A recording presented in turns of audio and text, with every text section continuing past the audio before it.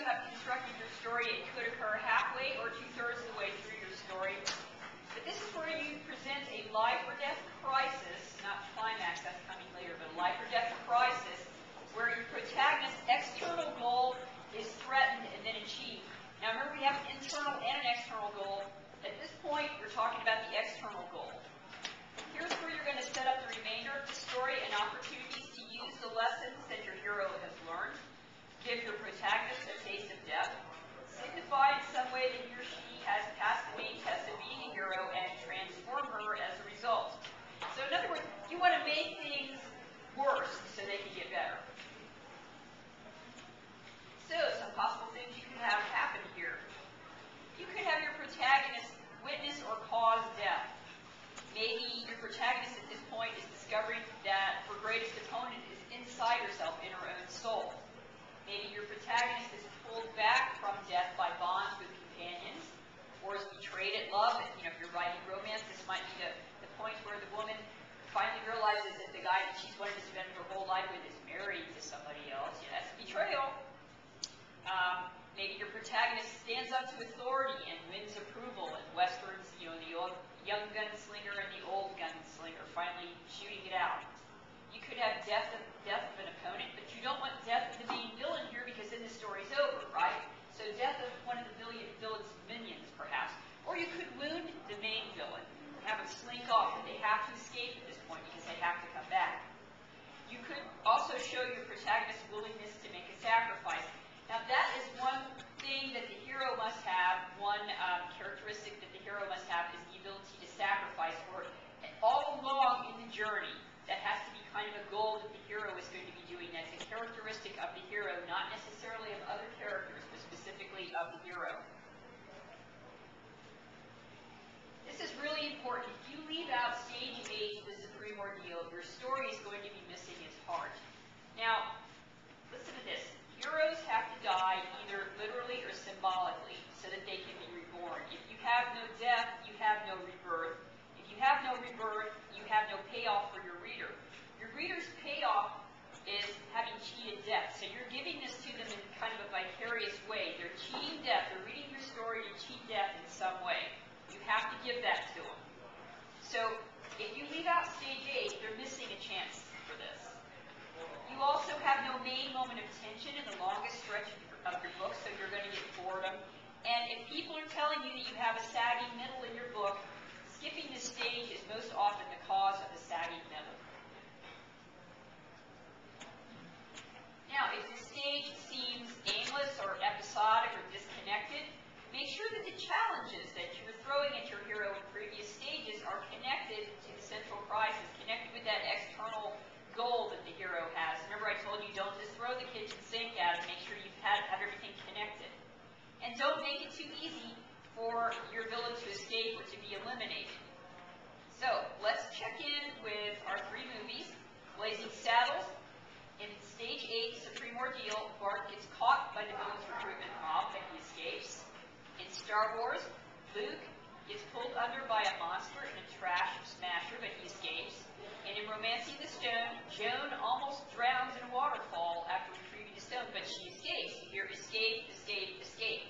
Okay, so that's going to be what's going to come out of stage 8. Your protagonist has to escape somehow a big ordeal. Stage 9, Reward for Seizing the Sword. This is where you signify the end of Act 2, and your characters need to celebrate their victories. They have just escaped, so they need to celebrate in some way. Here's where they're going to claim the elixir or the treasure that they sought. And this elixir or the treasure can be knowledge. It doesn't have to be something physical. It can be knowledge or experience. And here's where your reader actually experiences the catharsis, vicariously through your characters who are celebrating and experiencing the catharsis. So, some possible actions. Maybe they're recuperating, they're resting, refueling, reminiscing, reflecting. Perhaps the protagonist settles some conflicts and reconciles with others. Maybe the protagonist is recognized or rewarded in some way for surviving this big ordeal that was in the last stage.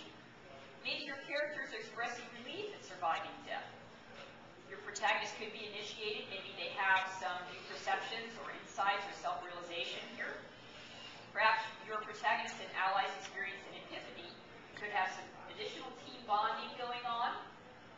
If your team members are relating impressions of the ordeal they've just been through or examining the consequences, and the consequences might not always be good consequences, too. So you could have mourning for lost team members. People could have died in this supreme ordeal. You could have them fighting over the spoils. Maybe your protagonist has to go off somewhere and lick his wounds or rethink the journey. If you leave out stage 9, you are missing the opportunity to connect with your reader and allow your reader emotional catharsis. Remember, I told you they want to cheat death here, so you're giving them that catharsis of having cheated death. They need the understanding that this struggle was worthwhile. So that's what you're taking away if you leave out stage 9. If you feel like people are telling you, I just didn't feel good about it at this point, this far along, or something was missing, you might need to go back in and maybe have a little bit of a party scene at some point. Have people at least sitting around saying, I feel so much better that we got that done. So it doesn't have to be really big, but you have to have it there somehow. Some hints on stage 9. Now the journey isn't over, all is not well. Remember, we're in a special world. Now the protagonist still has to go back to the ordinary world. That's the essence of this journey. You're going to full circle. You're going from the ordinary world to the special world, and you're coming back to the ordinary world again. So somehow your protagonist has to get out of the special world. Let's check in with our 3 movies. In Blazing Saddles, in stage 9, Reward for Seizing the Sword, Bart finds out the strength of the enemy and when they're going to attack the town. In Star Wars, Luke escapes with the princess and plans that the rebellion can use to formulate the attack on the Death Star, but Luke also mourns the loss of Obi-Wan Kenobi. In Romancing the Stone, Joan has the stone, and she can actually trade it for her sister at this point. Stage 10, The Road Back. Here's where you signify the beginning of Act 3 and set up the ultimate test in the next stage and make final preparations for it. Here's where you motivate your protagonist if they're not already motivated. This is where you really start kicking them to leave the special world and return to the ordinary world. Rededicate your protagonist to an original journey goal if necessary. And your protagonist, if they have not already started doing so, they have to start demonstrating mastery of lessons that they've learned in the special world at this point. And you also show that what was challenged and beaten down can rebound. So, possible actions for stage 10. You could have an inner transformation showing through in your protagonist. Maybe you have some kind of a shift in the story's aim. You could have a setback or sudden reversal of your protagonist's good fortune. You could have hostile forces rally and give chase. This is the scene, this is the stage in movies where you have the chase scene.